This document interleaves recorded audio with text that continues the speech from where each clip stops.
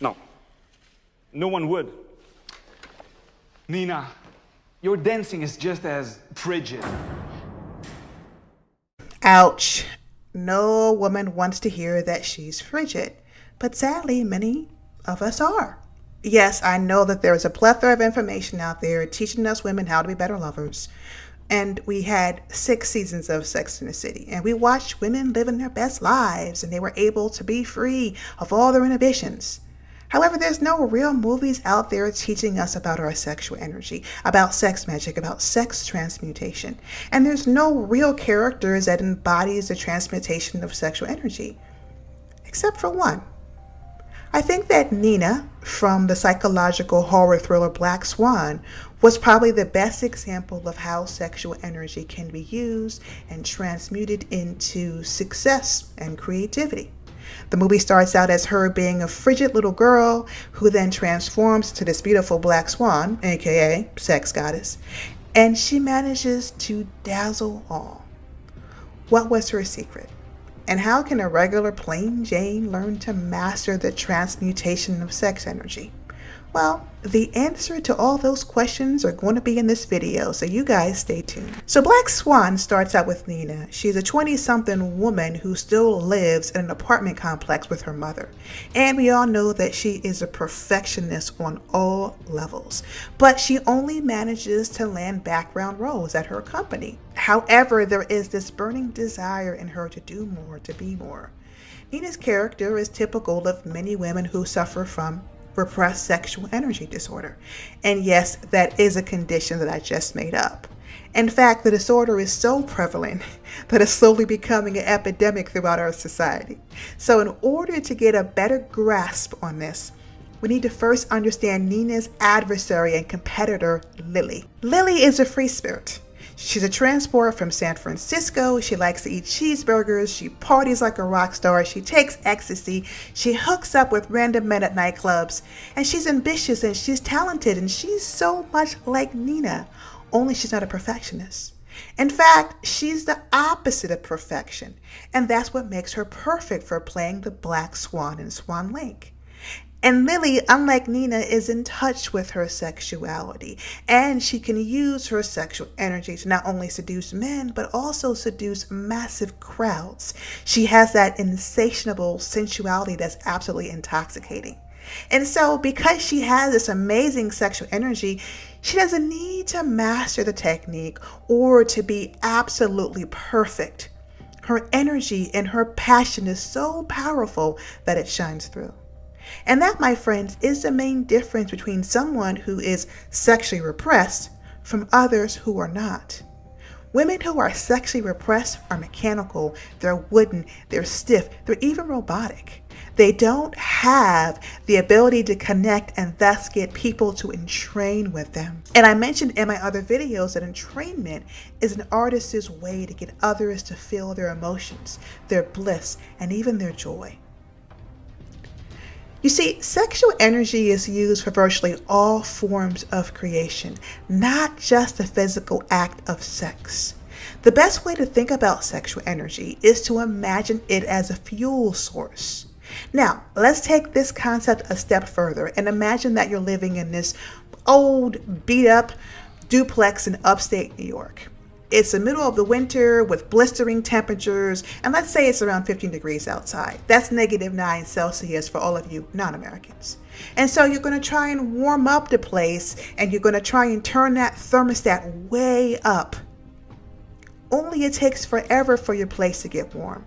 Furthermore, it may take a lot of energy to get that place to be sizzling hot. And this, my friends, is the problem with many women who are sexually repressed. They're ice cold or frigid in the words of Tomar. And they need a great deal of time and energy to get warmed up. As opposed to someone like Lily, who's always warm. She's always ready. She's always on 75, 80 degree temperatures. A woman like Lily does not let her house or her sexual energy get cold. She keeps everything at a balmy 75. And that's 23 degrees Celsius for non-Americans. And so when things get a bit nippy, she'll just turn up the heat as needed. Now, women who are suffering from sexual repression disorder have another problem. Aside from living in a freezing home, they don't have the juice. They don't have the power. They don't have the ashe or the chi to get those temperatures to go from blistering cold to sizzling hot.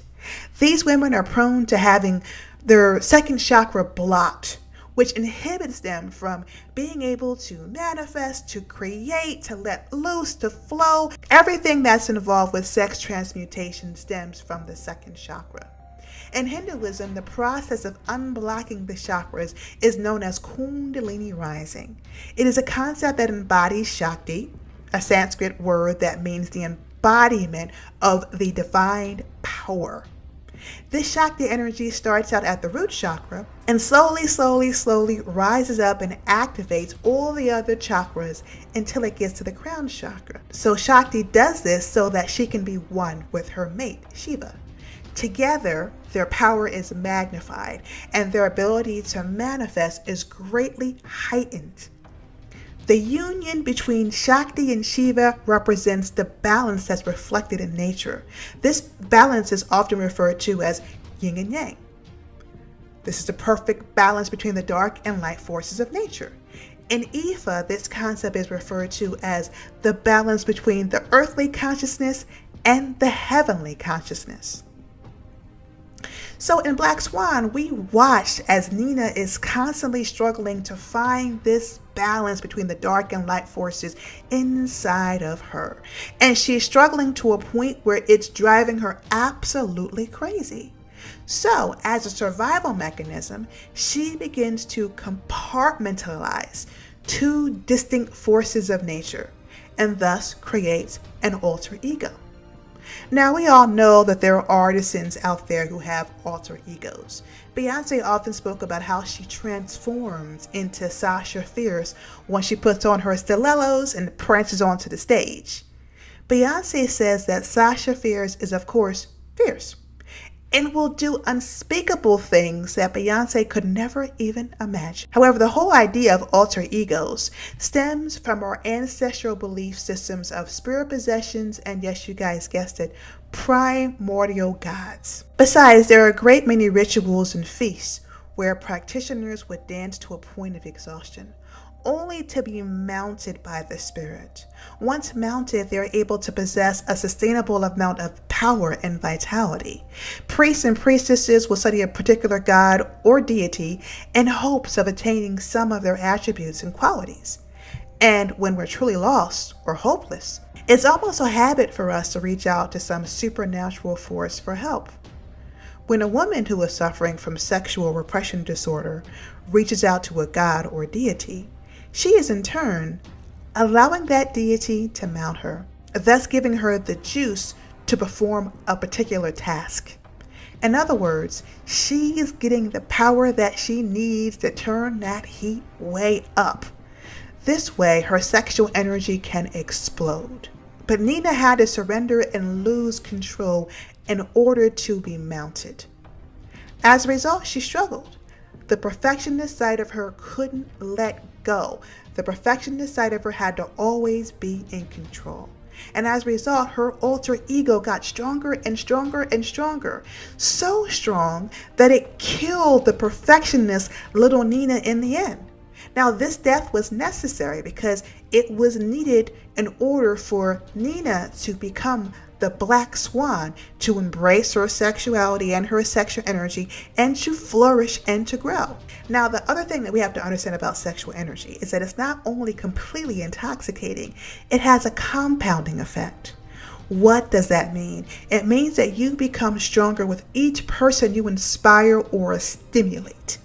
With that said, you can imagine how strong someone needs to be to inspire a large audience or even a sold-out crowd or concerts.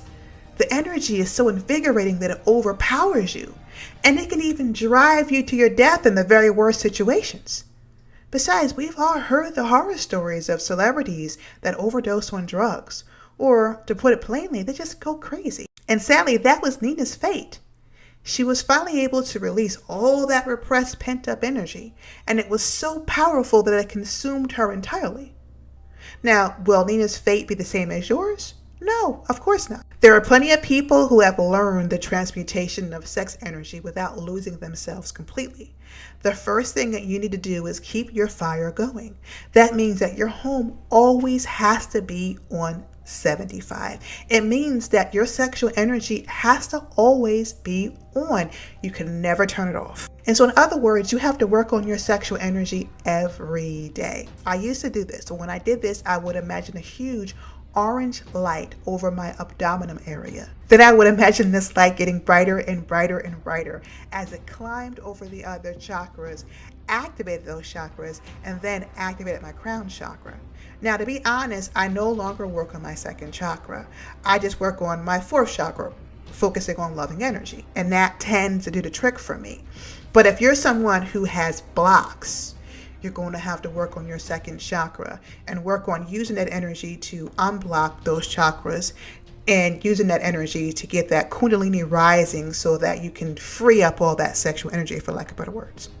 Now, once you're able to do this, then you're going to be aroused almost all the time.